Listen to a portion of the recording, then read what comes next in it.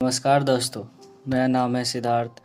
आज की कहानी होने वाली है 3 हँसते हुए भिक्षु की कहानी। एक बार की बात है, प्राचीन समय में चीन में 3 भिक्षु रहते थे। आज उनका नाम तो किसी को याद नहीं है, क्योंकि उन्होंने कभी किसी के सामने अपना नाम का खुलासा नहीं किया। चीन में वो 3 हँसते हुए भिक्षु के नाम से जाने जाते थे।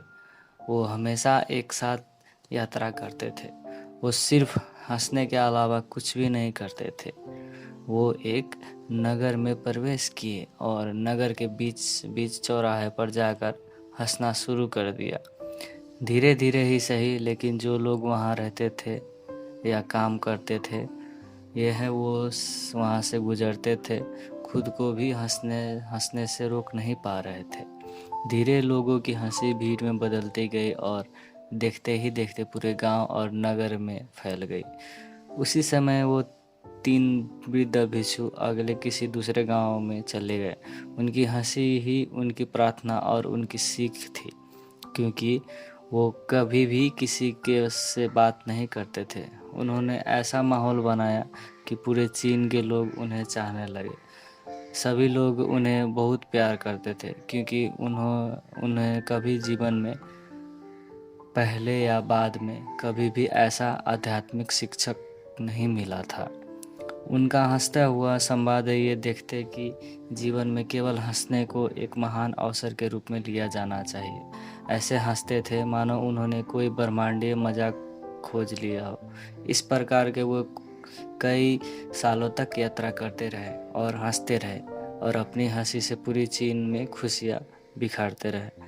चीन के उत्तरी प्रांत के गांव में होने के दौरान उनमें से एक की मृत्यु हो गई। लोग सुनकर चौंक गए और दूर दूर से घर खेत को खाली छोड़कर केवल अन्य 2 भिक्षु की इस घटना पर प्रतिक्रिया देखने के लिए भागे हुए आए। वो उनसे दुख दिखाने या रोने की अपेक्षा कर रहे थे और सारा गांव उस स्थान पर आ गया जहां 3 भिक्षु थे, 2 जीवित और 1 मृत। लेकिन शेष 2 भिक्षु और जोर जोर से हंस रहे थे। वो हंस रहे थे और हंसी को रोक नहीं पा रहे थे।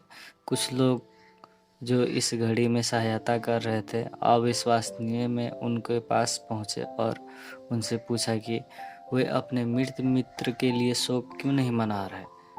एक समय के लिए भिक्षु ने जवाब दिया, क्योंकि कल आपके गांव के रास्ते में उसने एक शर्त रखी थी कि हम में से जो अन्य 2 को हराएगा और पहले मर जाएगा, और अब वो जीत गया। वो पुराना खिलाड़ी निकला। उसने एक बसिस्ता में भी तैयार किया था। अंतिम संस्कार की चिता पर रखने से पहले मृत को धोने और उनके कपड़े बदलने की परंपरा है, लेकिन पुराने भिक्षुओं ने स्पष्ट रूप से पुराने कपड़े उस पर छोड़ने के लिए कहा था, क्योंकि वो एक दिन भी कभी गंदा नहीं हुआ था। मैंने अपने हंसी के माध्यम से इस दुनिया की किसी भी गंदगी को मुझ तक पहुंचने नहीं दिया। ऐसा उनका वसीयतनामा में कहा गया था। तो उस भिक्षु की शरीर उसी वस्त्र समेत चिता पर रख गया जो उसने आने के समय पहनना हुआ था, और जैसे ही आग जली, सभी को विस्मित करते हुए आग उसके कपड़े पकड़ने लगी और अचानक 100 रंग आतिशबाजी ऊपर नीचे और चारों दिशाओं में धक धक उठी, और अंत में वो लोग वहाँ इकट्ठे हुए थे उन 2 बुद्धिमान व्यक्ति की हंसी में भी शामिल हो गए। हम जीवन में देखें तो हमारे जीवन में केवल यही कारण हो सकता है कि हम इस धरती पर, इसीलिए हम हंस सकते हैं और हंस सकते हैं। आनंद और हंसी का अनुभव करना कभी बंद ना करें। इसीलिए अगली बार जब आप किसी की समस्या का सामना करें तो आईने में देखें और समस्या को हंसी से दूर भगाएं, क्योंकि आपका आनंद ही है जो आपको जीवित बनाता है।